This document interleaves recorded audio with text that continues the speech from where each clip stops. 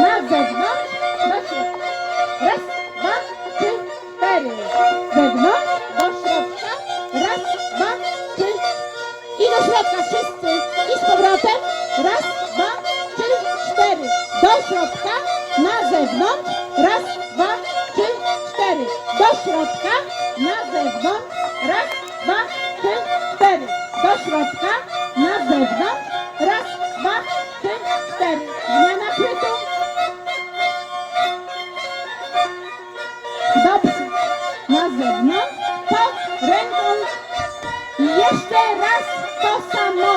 Łap, hops, hops, hops. Na zewnątrz. Do środka. Pod ręką. Raz, dwa, trzy. Dobra, stop.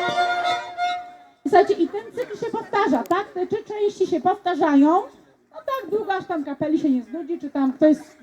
Bo kiedy w Wielkopolsce było tak, że jeżeli się znudził taniec, no to ktoś tam wołał albo solo, albo podchodził do kapeli, rękę podnosił, starczy, tak?